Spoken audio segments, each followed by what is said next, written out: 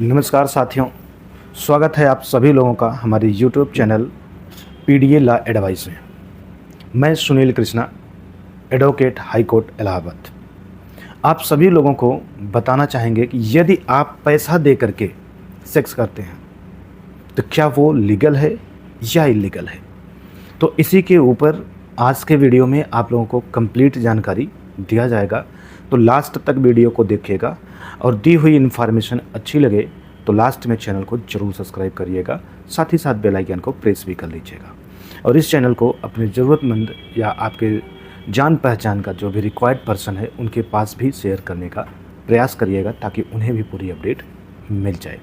बाकी किसी भी प्रकार की कोई आपकी समस्या है, कोई भी प्रॉब्लम है, आप हाई कोर्ट आना चाहते हैं तो स्क्रीन पे नंबर दिया गया है, दिए गए नंबर पे आप कॉल कर लीजिए। जो भी प्रॉब्लम होगी वो आपकी प्रॉब्लम सॉर्ट आउट कर दिया जाएगा और जो भी गरीब घर से हैं, गरीब परिवार से बिलोंग करते हैं, उन लोगों के केस को निःशुल्क लड़ने का प्रयास पूरी तरीके से हमारे और हमारे टीम के द्वारा किया जाता है। तो चलिए हम लोग अपने टॉपिक पर डिस्कस करते हैं।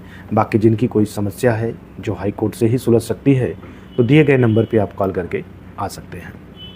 ध्यान दीजिएगा, ग्राहक और शोषण की अगर हम बात करें तो कानूनी दृष्टिकोण से दोनों में अलग अलग बातें बोली जाती है। जैसा कि आप लोग देख रहे हैं, जस्टिस वी.जी. अरुण जी ने कहा कि ग्राहक शब्द एक भ्रामक शब्द है, इसलिए पैसे दे कर शोषण करना, पैसा दे करके सेक्स करना अपराध है।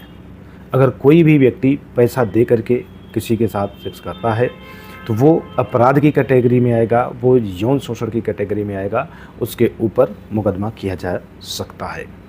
जुलाई 2025 में केरल हाई कोर्ट का फैसला था, जो कि केस है शरत चंद्र केस है। ग्राहक भी दोषी, सिर्फ कस्टमर कहकर बच नहीं सकता। मतलब अगर कोई पैसा दे करके किसी के साथ सेक्स कर रहा है तो वो अपने आप को कस्टमर कह करके नहीं बच सकता है, क्योंकि लॉ की निगाह में पैसा दे करके सेक्स करना अपराध है। और अगर आप पैसा दे के सेक्स करते हैं तो आप ग्राहक की कैटेगरी में आ जाते हैं, तो आपके ऊपर मुकदमे किए जाएंगे।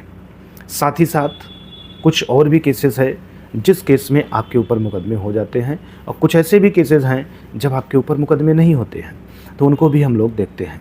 जैसे ही नाबालिग शब्द, ज़बरदस्ती, दलाली या ट्रैफिकिंग जुड़ती है, मामला गंभीर अपराध का बन जाता है।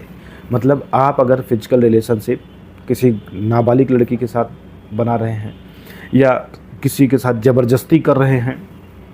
अगला पॉइंट है आपका दलाली। दलाली का मतलब पैसा दे करके किसी ब्रोकर के माध्यम से आप जुड़ के किसी महिला को पैसा दे के उसके साथ सेक्स कर रहे हैं, तो ये सब आपका गंभीर अपराध की कैटेगरी में आता है। तो इससे आप बचें। अगर ऐसी कृत्य में आप सम्मिलित पाए जाते हैं तो वो आप फिर अपराधी के तौर पे कंसीडर किए जाएंगे। दूसरा जो है, जो कि सब देख भी रहे होंगे और बड़े धड़ल्ले से ही खड़े होकर लोग बात भी करते हैं, जैसे सड़क, पार्क, स्टेशन, धार्मिक स्थल जैसे पब्लिक एरिया में सेक्स डील करना गैर कानूनी है। ये बहुत ही इम्पोर्टेंट बात है। जैसा कि देखने को हमारे सराउंडिंग में मिलता है कि जब आप कहीं घूमने जाते हैं तो अक्सर स्टेशनों पे या रोडवेज़ के अगल बगल में कुछ फीमेल कैंडिडेट घूमती हुई आपको दिखाई देती हैं, जिनके साथ लोग बड़े धड़ल्ले से खड़े होकर के उनसे डील करते हैं, और अगर डील उनकी हो जाती है तो वो चले जाते हैं। तो ध्यान रखिएगा, वो पब्लिक प्लेस है और पब्लिक प्लेस पे सेक्स डील अगर आप कर रहे हैं तो भी वो गैर कानूनी अपराध की कैटेगरी में आता है और आपको पुलिस हिरासत में ले सकती है। तो ऐसे पब्लिक प्लेस पे आप बचें, आप किसी के साथ कोई डील ना करें। लास्ट में हम लोग बात करते हैं कि इमोरल ट्रैफिक प्रिवेंशन एक्ट 1956 के तहत पुलिस ग्राहक पर केस कर सकती है। ये जो पुलिस है, इस तरीके की जो भी एक्टिविटी में संलिप्त व्यक्ति है उनके ऊपर केस कर सकती है। लेकिन कुछ ऐसी भी जगहें हैं जहां पे आपके ऊपर किसी भी प्रकार का कोई मुकदमा केस नहीं किया जा सकता। एग्जाम्पल के रूप में प्राइवेट जगह, सार्वजनिक जगहों पे अगर आप डील करेंगे तो आपके साथ समस्या होगी, लेकिन आप प्राइवेट जगह पे करते हैं तो फिर कोई दिक्कत नहीं होगी।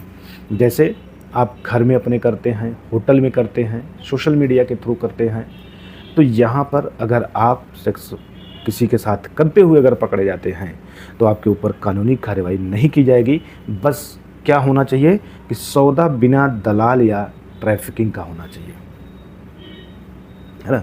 मतलब आप किसी होटल में अगर किसी के साथ फिजिकल रिलेशनशिप करते हुए पकड़े जाते हैं तो पुलिस आपके ऊपर मुकदमा नहीं कर सकती, ये दोनों की सहमति है तो।